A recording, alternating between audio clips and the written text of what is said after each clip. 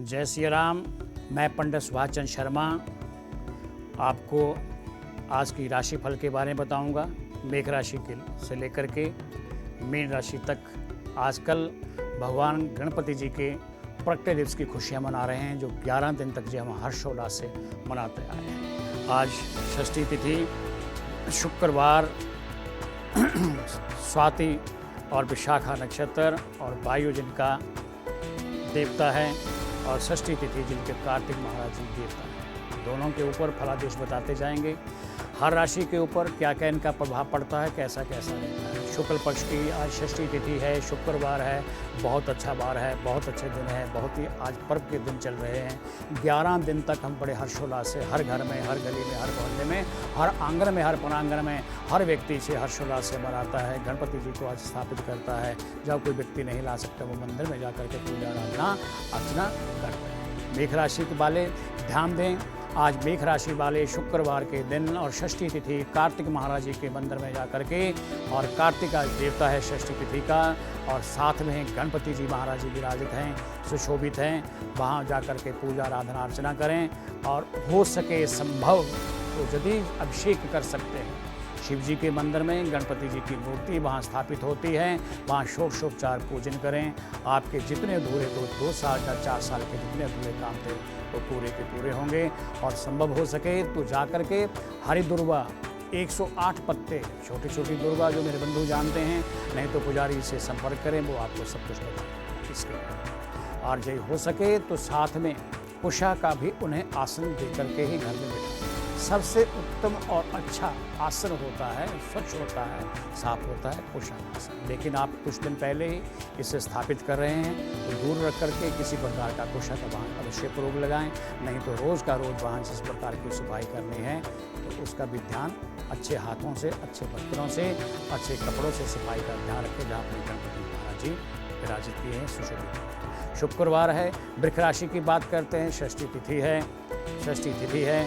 शुक्र महाराज जी आपके ऊपर हमेशा कृपा बना करके रखते हैं, आए हैं। आप कोशिश करें कि अपने हाथों से वृष राशि वाले खीर तैयार करें, केसर डालें, और जितना हो सकता है आप किसी हॉस्पिटल के बाहर, स्कूल के बाहर, मंदिर के बाहर जा कर के लोगों को बांटें। नहीं हो सकता तो मंदिर में चढ़ाएं और खीर का प्रसाद अपने हाथों से बांटें।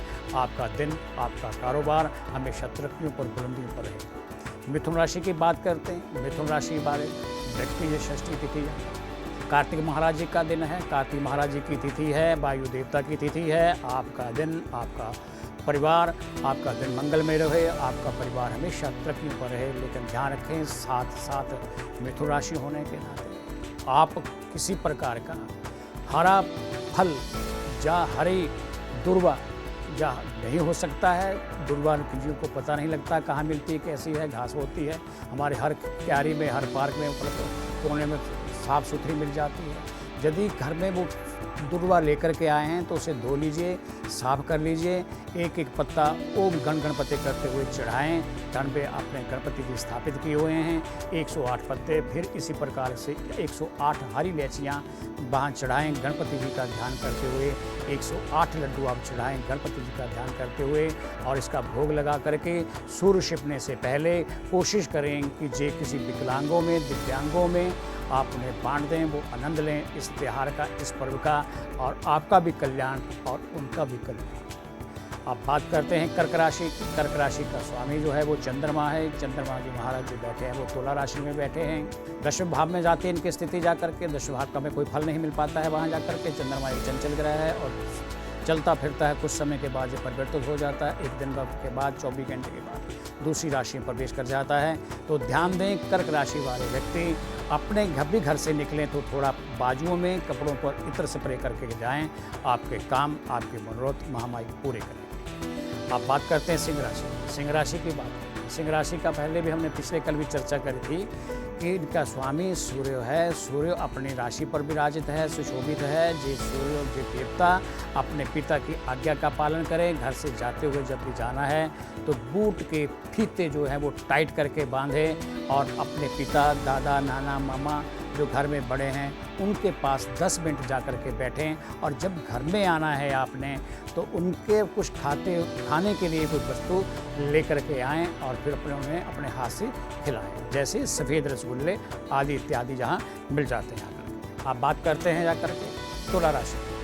तुला राशि का स्वामी शुक्र है। शुक्र जो है हमारा कर्क राशि में विराजित है, सुशोभित है। हमें क्या फल देता क्या नहीं देता। किसी प्रकार की कोई सांस्कृतिक कोई व्यक्ति एज्ड है, कोई दवाई लेता है तो ध्यान रखे अपना, आज सुबह उठते ही नाक में तेल लगाए ताकि उसे किसी प्रकार की कोई एलर्जी हो। शुक्रवार है और शुक्र की ही राशि है, ध्यान देना इस बात का, कोई ना कोई बीमारी लग सकती है। तो घर से बाहर जब भी निकलना है, निकलते वक्त आपने 2 बातों का ध्यान रखना है।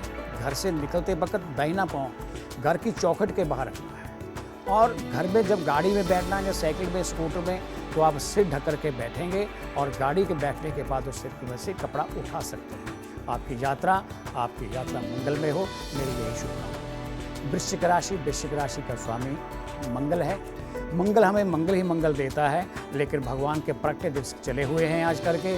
भगवान की गणपति जी की आराधना करें, बेसन की बर्फ़ी का भोग लगाएं। पिछले कल भी हमने यही कहा था कि बेसन की बर्फ़ी 1.25 किलो कम से कम हो तो बच्चों में बांटें, गांव में बांटें, मोहल्ले में बांटें, कीर्तन करें और सूर्य छिपने से पहले आज वृश्चिक राशि वाले भोजन कर लें तो उनके लिए बहुत ही अच्छा दिन रहेगा। धन राशि वाले ध्यान दें, धन राशि का स्वामी बृहस्पति है, बहुत ही अच्छी राशि है, देवताओं के गुरु हैं बृहस्पति जी महाराज है। तो आपका दिन आज मंगलमय होगा, लेकिन आज के शुक्रवार होने के नाते षष्ठी तिथि कार्तिक महाराज जी की तिथि है और वायु देवता जी की तिथि है।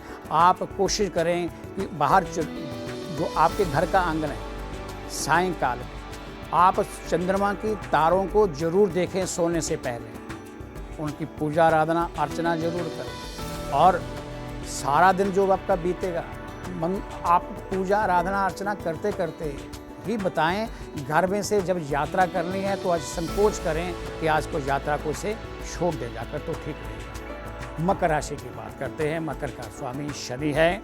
शनि जाकर के इनके मीन राशि पर गोचे में बैठे हुए हैं। मकर और कुंभ राशि के दोनों के स्वामी शनि होते हैं और शनि महाराज जी शुक्रवार को पंचषष्ठी तिथि में आपके लिए लाभप्रद रहेंगे। लाभप्रद के साथ साथ आप ये ध्यान देना है कि शिव जी के मंदिर में जाकर के दूध, दही, शहद, घी, शक्कर का चरणामृत बना करके चढ़ाएं। फिर उसके बाद शुद्ध जल चढ़ाएं।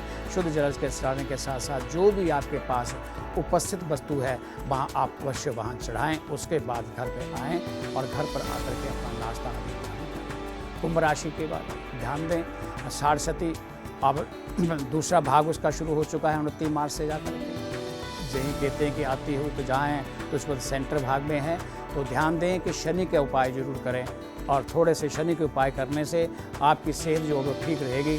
ठीक होने के नाते आपने इस चीज़ का ध्यान जरूर देना है कि शनि सारस्वती देख करके लोग कुछ घबरा जाते हैं कि शनि की सारस्वती लगी है। किसी प्रकार का कुछ संकोच न करें, शनि कहीं कुछ नहीं कहते। ये तो आपकी सेवा में हमेशा ही तत्पर रहते हैं।